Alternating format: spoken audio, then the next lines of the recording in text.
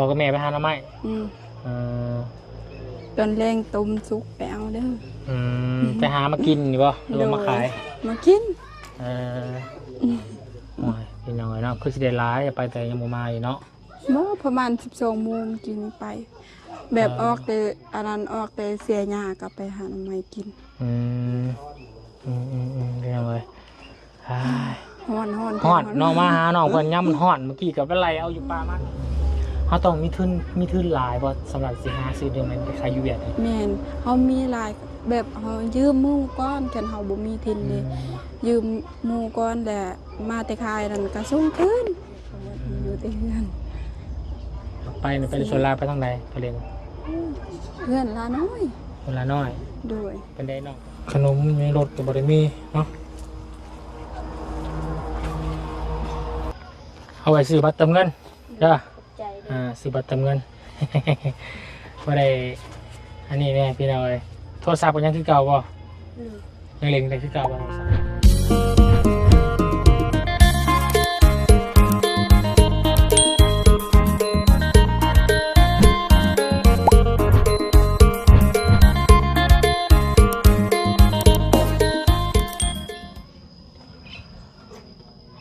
เอาพี่น้องเอ้ยเปิดคลิปเปิดภาพออกมาโอ้ยเนาะกาโดนน่านเติมแล้วที่บริเวณเฮือนซานอันงดงามหลังนี้แต่ก่อนเป็นบ้านเซ่เฮือนเซ่มาบ้านนี้เป็นเฮือนงามพี่น้องเอ้ยเนาะ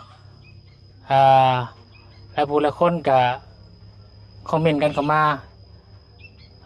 ทางช่องคลิปบาบุญสารวัตรพี่น้องที่เห็นน้องน้ำเพิ่นเมื่อวานนี่ไปหาขายหน่อไม้เนาะ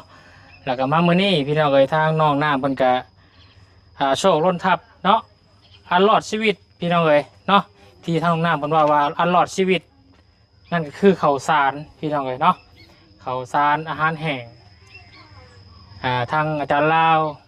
มามอบให้เมื่อนี้เพราะว่าทางพ่อสมนึกพี่น้องเนาะเพิ่นก็มีน้ำจิตน้ำใจวิแบ่งเนาะท่านน้องหน้านั่นแน่เพิ่นซอยทางครอบครัวน้องเลี้ยงเนาะก็คือเงินสมทบเฮ็ดเทือนให้กับน้องเลี้ยงคือว่า21,300,000เนาะนำมาจากลาวเพิ่นก็เลยวิแบ่งมาซื้อข้าวสารให้กับน้องน้ำเนาะ2 กระสอบพี่น้องเนาะแล้วก็มอบเงินจำนวนหนึ่งให้กับบุญไปเติมเมือกน้ำมันพี่น้องโอ้เนาะดินวิจัยลายพี่น้องเนาะคอยพอได้บุญได้กุศลได้ลายแล้วก็เครื่องของยินรถบุญนี่ว่าสิไปแจกให้กับเขตชนบทอะไรพี่น้องเนาะนั่นก็คือซุ้มน้องคนหาขายน้ำมันเนาะหรือว่าทั้งพอคนขายน้ำมันน้ำทางนะสามารถแจกให้คนได้เลยนะพี่น้องเนาะขบวนการจะแจกแบบนั้นประมาณนั้นเนาะเอาจะได้ข้อมูลเด้อพี่น้องเด้อก่อนอื่นขอกราบทักทายสบายดีพ่อแม่พี่น้องเนาะสบายดีมือเพื่อนกันเบิร์ดสุขุสุขคนสบายดีFCพ่อใหญ่จุนเบิร์ดทุกท่านเด้อยินดีต้อนรับเข้าสู่ช่อง YouTube ประบุญสารวัตรพี่น้องเนาะขอบคุณขอบมกใจทางพอสมนึกกันหลายที่ให้กับประบุญเนาะหาเงินจำนวน2,100,000พี่น้องไปเติมน้ำมันหรือว่าไว้ซื้อน้ำไม้ซอย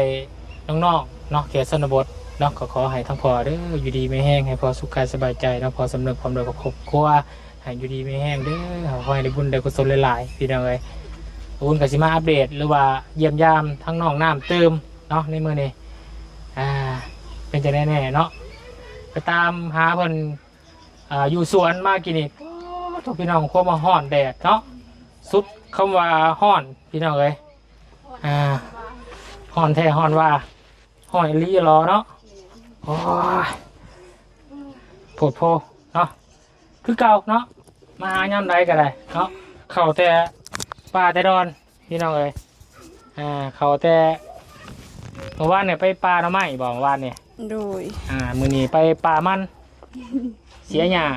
เนาะคือเห็นเสียผู้เดียวพ่อแม่ไอ้น้องไปใช้เบิดจ้ะอันนั้นพวกน้องนั้นเขาพักตอนแรงอันนั้นแม่ไปหาหน่อไม้กินต้มตอนแรงดิดอยฉันอยากไปเอาเด้อตอนแรงนะดอยพักอยู่ใส่อยู่ใส่พักไปหาหน่อไม้ดูพ่อกับแม่ไปหาหน่อไม้ ตอนแรงต้มสุกไปเอาเด้อ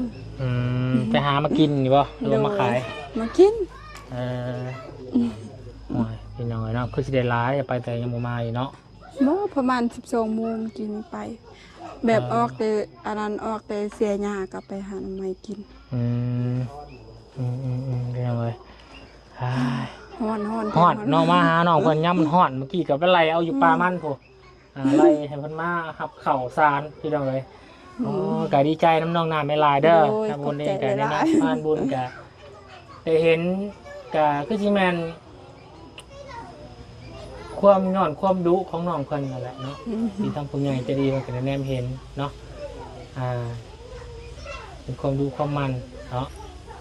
ที่มีผู้ใหญ่ใจดีซอยเรื่องเขาเรื่องน้ำพี่น้องเนาะดีใจนั้นไม่ลายเนาะ โดย ตัวได้ยินข่าวว่าเขากินกระสอบหนึ่งเนี่ยประมาณ7-8 มื้อนี่บ่ แม่นประมาณนั้นแหละ จะบาดนี้หาเนี่ยหาน้ำกันบ่หรือว่าอะไร หานำกัน ให้น้องผู้ชายเจ้าก็ไปหาเงินด้วยกันบ่ไปหาจ้างตัวไปนี่บ่ แม่น อืม เพิ่นเขาอันนั้นเขาจ้างก็ไปรับจ้างเพิ่นเขาบ่จ้างนะไปหาหน่อไม้เขาเสียหญ้าแบบ ใครอยู่ยามนี่เนาะ แม่น เป็น ผู้ชาย ยามไหม เขาบ่ได้ถนัดเด้ไปหาหน่อไม้ อืม เขาก็เสียหญ้า ไปหาจ้างเสียหญ้า บางเทื่อเสียหญ้าตัวเองก็มี เดี๋ยวยังเด็กน้องใหม่นี่ก็ยังเริ่ม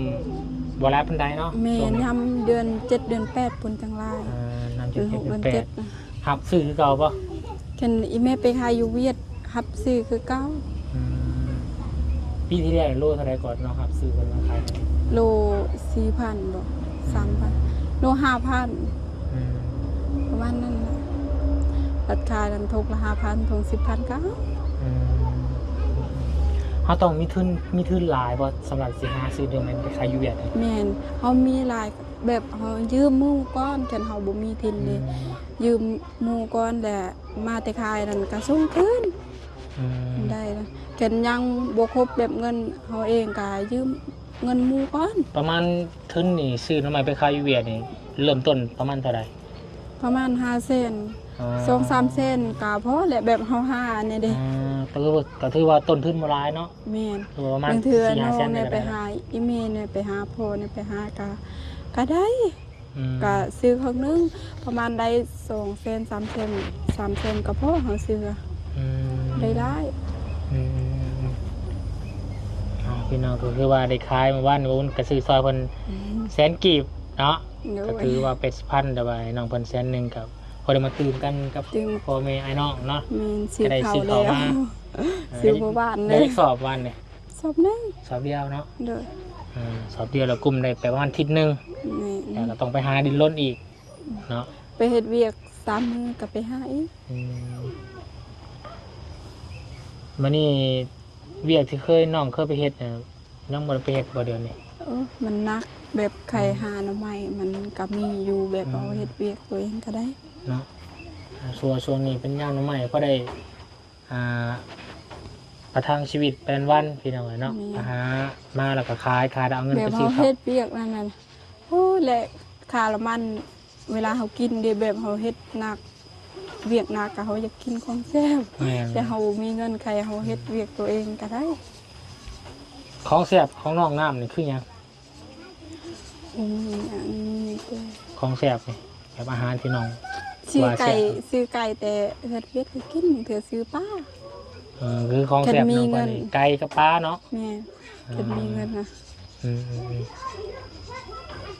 นั่นพี่น้องเลยเนาะ ไก่เวียดมันบ่แซ่บปานใดเฮากินคือเฮากิน คือไก่บ้านเนาะ กินไก่บ้าน ไก่ลาดพี่น้องเลย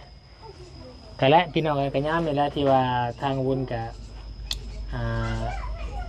ถ่ายคลิปซื้อหน่อไม้อาจจะดูแน่เนาะ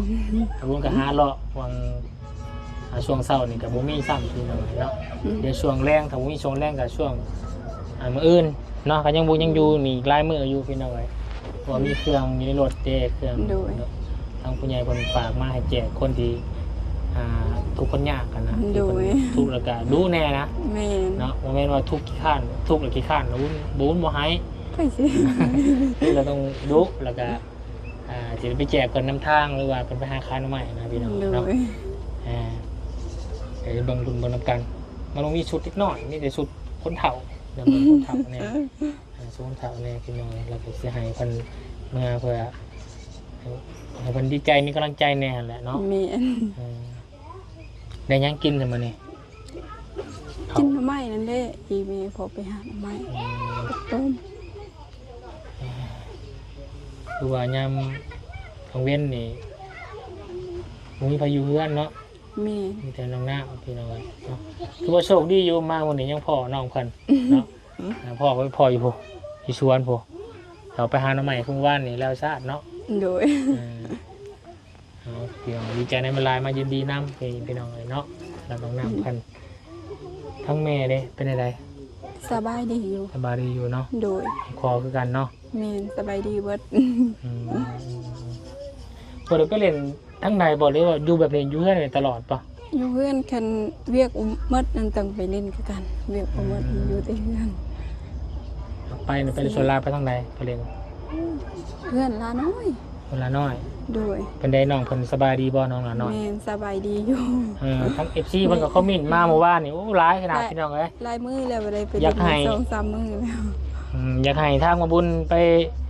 ถ่ายคลิปซีสาวคือเก่าแน่ว่าซั่นเนาะน้องหลาน้อยน้องจันเพ็ญน้องแห้งพี่น้องกับน้องน้ำเพิ่นว่าอยากให้ไปถ่ายเนี่ยว่าซั่นหักกายตลอดอยู่เฮือนน้องหลาน้อยแต่ว่าบ่ค่อยได้เห็นน้องเพิ่นพี่น้องเอ้ยเนาะบ่เคยเลยบ่ได้กล้าเข้าไปเนาะเดี๋ยวไว้มีโอกาสพี่น้องเอ้ยจังสิไปแวะหาน้องเพิ่นน้องเนาะ โดย อยู่ดีมีแห้งที่สี่สาวสามสาวเพิ่นเนาะ แม่นอยู่ดีมีแฮงทุกคนมา ยังบ่มีไผได้ผัวเนาะ ยัง โอ้รุ่นน้ำกันสี่สาวพี่น้องวุ้นเคยเว่าอยู่ปีที่แล้วนี่สี่สาวภายในสิได้ผัวก่อนกันถามน้องหลานน้อยตอนน่ะว่าอีก2 ปีเพิ่นว่าสิเอาผัว น้องลาน้อยเอาอยู่บนรถเนาะเอาอยู่บนรถตอนนั้นมองอันนั้นกกลำไยเนาะ แม่น เอาอยู่หลังรถก็ ถาม ใส่เสื้อเบาจัดนี่ แม่นถามอยู่ในกระบะรถบ่ฮู้รถไผรถเบาจันบ่ รถเบาจัด เสียก็ใช้เสียเบาจันเด้ถามสี่สาวน้องหลานน้อยว่าอีก2 ปีสิเอาผัวก็ได้ปีหนึงเลยเนาะยังแสดงว่ายังอีกปีหนึงนี่ ยังปีหนึง โอ้แสดงว่ายังอีกปีหนึ่งจะได้ข่าวดีล่ะสาพี่น้องเลยเนาะทั้งน้องน้ำเด้ยังบ่มีวี่แววเลยป่ะ บ่มี ฮะ บ่มีเลย อ๋อหาแต่แม่หาคนมา โอ้ย ไอ้ บ่มีคนมัก เสียหยามันซอย คิดมีคนมักอันคืออยู่ มีคนมักหรือว่าเลือก บ่ได้เลือกบ่มีคนมัก มีคนมักเนาะมีคนมักนี่แมันเอาเลยป่ะ บู้แหละ ยอมน้องคนได้พี่น้องได้โมโนหัวหมวนเนาะปีนี้ปีจักปีแหละน้องน้ำปีนี้จักปีแหละ คิดก่อน ในบอสเอส22บ่ ประมาณนั้นแหละ รุ่นเดียวกันก็น้องละน้อยเนาะ ค่อยเป็นเอื้อยนะ เป็นเอื้อย อืม มู่ว่าน้องเพันอายุเท่าไรตอนนั้นก็บ่จื้อบ่ได้พี่น้องเอ้ยเนาะก็ถือว่าเห็นกาไปไกลมาทางเฮือนน้องเพิ่นก็เป็นเฮือนหลังใหญ่เนาะเป็นเฮือนหลังใหญ่พี่น้องเอ้ยเนาะก็ดีใจน้องเพิ่นได้หลายเนาะว่ามีโอกาสจะไปเยี่ยมยาม FC ทำหาลายพี่น้องเอ้ย ดู เนาะเพราะว่าได้เห็นน้องน้ำเมื่อวานนี่แล้วก็ลงคลิปไปแล้วก็ FC พาลุงก็ยังบ่ลืม โดย น้องน้ำอ่านหนังสือเป็นบ่ บ่เป็น เป็นเนาะแต่ว่าอ่านเป็นเขาไปอ่านโอ้คนFC ยังแน่นหนาคือเก่า โดย เนาะน้องน้ำเพื่อนเซพี่น้องเลยยังคือเก่าคือเดิมเพื่อนกะยังคนเดินว่าเพื่อนกะงามน้ำกะไหลไฟกะสว่างขาดแต่คนนอนเคียงข้างเท่านั้นแล้วเนาะแม่น โด บอก ยโดย ข่าวหาเด้อ ยังบ่มีหรอก เออ จักปีได้ที่มีมันเท่าอยู่เพื่อนน่ะ เอาลองถามน้องน้ำอีกหน่อยหนึ่งพี่น้องเลยเนาะลองเปรียบเทียบเบิ่งเนาะหลังจากปีที่แล้วเนาะได้สั่งเรือนสั่งซานเนาะมีเงินมีซานครบทุกอย่างเนาะแล้วก็มีทีมงานสายบุญเข้ามาถ่ายคลิปถ่ายทำในก่อนๆหลังจากห่างไปจากปีที่แล้วปีหนึ่งมันเป็นอย่างแตกต่างกันหลายบอลหลังจากทีมงานบริเข้ามา แม่นที่แตกต่างเลย แตกต่างเงียบเงาบอลหรือว่า โด อะไร ยเงียบ การ เงา เป็นอยู่ต่างบ่ แม่นทีมงานบ่เห็นแต่เลยเขาก็ไปสวยทางอื่น อืม ก็แตกต่างกันหลายอยู่เนาะ มีก็เคยเบิ่งคลิปอยู่ บ่ติดตามคลิปอยู่บ่ โดยเขาเบิ่งอยู่ อืมช่วงนี้ก็อยู่พุ่นแล้วพี่น้องบ้าน บ้านกระดับ บ้านกระดับ คลิป เนาะบ้านกระดับอยู่พุ่นแหละเป็นส่วนหลายเนาะแต่บุญก็เริ่มไปแนวแบบว่าซอยทางอื่นน้ำแน่พี่น้องนะเขาไปก็บ่คอยดูมันได้เพราะว่าโดนเมื่อหนึงคลิปหนึงหรือว่า2คลิปเนาะก็ไปหาซอยทางคนที่มันยังบ่มีอยู่มีกินเนาะ โด ห ย รือว่าไปเยี่ยมยามเคสเก่าๆแน่เนาะ โดย แล้วพวกเราก็ว่าอยู่พี่น้องไปเยี่ยมน้องน้ำไปเด้อน้องน้ำน้องท้ายน้องไม้น้องท้ายน้องไม้นี่ทางเบาเสียงคนมาเยี่ยมแล้วพี่น้องกันเนาะ ก็คือว่าจับครูให้กับเบาซ้อนประสานเนาะ เห็นอยู่เบิ่งคลิปเบาเสียงมื้อนั้น เดี๋ยวจับครูให้น้องน้ำนี่ไผเนาะพี่น้องเลยไผสิเหมาะกับน้องน้ำให้ FC คอมเมนต์มาหน่อยเด้อเนาะเพิ่นว่าบ่มีคนมักน้องน้ำนี่สิให้ FC กันแล้วกันเนาะจับครูหรือว่าเบาน่ะบ่เนาะคือลุงเฮินเมื่อกี้เนาะเบาลี่ทางมันโคกบ่เอาบ่เอาเบาหยอกเด้อพี่น้องเบาหยอกเนาะ โดย เอาจะโอเคเนาะบ่รบกวนน้องเพิ่นเลยพี่น้องให้น้องเพิ่นพักผ่อนก่อนแดดร้อนก็ร้อนสิออกไปหากินข้าวกินน้ำก่อนบาดนี้เนาะ โดย จังได๋ก็ขอบใจน้องน้ำได้หลายเนาะ โดย แล้วก็ดีใจน้องน้ำเด้อ โดย แล้วก็ขอบุญขอบคุณขอบใจทั้งพ่อเพิ่นเนาะ โดย พอสมนึกเพิ่นพี่น้องเนาะถ้าสาวอยู่ดีไหมแฮง โดยส เนาะ บายดี สบายดีเด้อพอๆกันในโอกาสหน้าเนาะน้องน้ำเพิ่นพี่น้องเอ้ยแต่ว่าผู้ใดอยากให้มาทานน้องน้ำมาดูคอมเมนต์มาบอกเด้อพี่น้องเด้อเนาะแล้วก็พร้อมของฝากน้องเพิ่น เด้อสบายดีพี่น้องเอ้ยเนาะฮ่าเด้อผู้เนาะทางนี้ก็ทั้งเฮือนน้องทาน้องไม้เพิ่นอยู่ว่าพี่น้องเอ้ยน้องทาน้องไม้เฮือนหลังคาสีน้ำเงินพี่น้องเอ้ยเนาะก็ถือว่างามคือเก่าเนาะเบียนบ่ายไล่ทางมาทางนี้ก่อน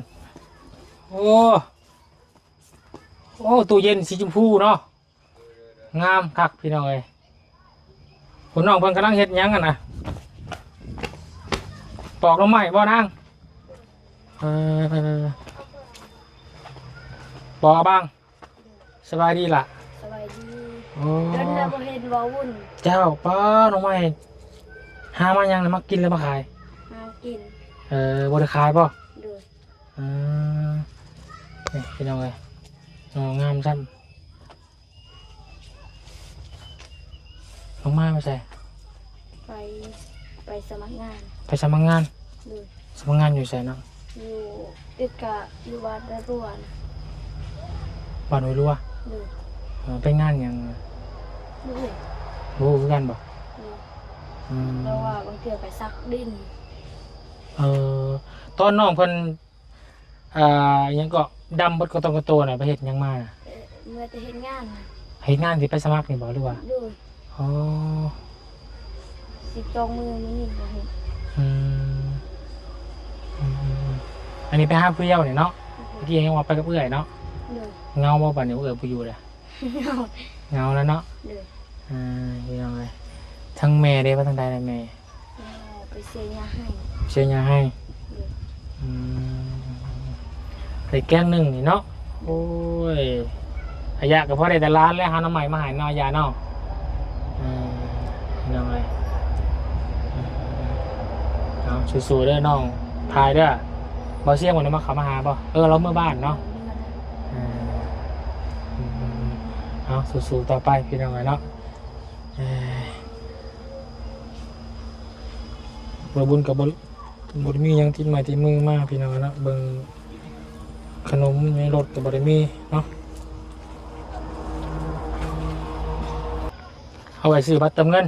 จ้า ขอบใจเด้อ ซื้อบัตรเติมเงิน บ่ได้อันนี้แม่พี่น้องเลยโทรศัพท์ก็ยังคือเก่าบ่ โดย ยังเล่นได้คือเก่าบ่โทรศัพท์ โดย ถ้าชานาบาวไปก่อนเด้ออยู่ดีไม่แห้งไปเด้อยาเด้ออยู่ดีไม่แห้งพี่น้องเลยเนาะไปจะโอเคพี่น้องสำหรับคลิปนี้บุญขอลาก่อนเนาะพอกันนะคลิปหน้าเพิ่มกันพี่น้องเลยเพื่อนบริหัวบ่ ไอ้บ่ได้หัวคือเก่าเนาะงามคือเก่า โดยไปโอเคเด้อพี่น้องเด้ออยู่ดีไม่แห้งพอๆกันคลิปหน้ากันแล้วกันเนาะคลิปนี้สบายดี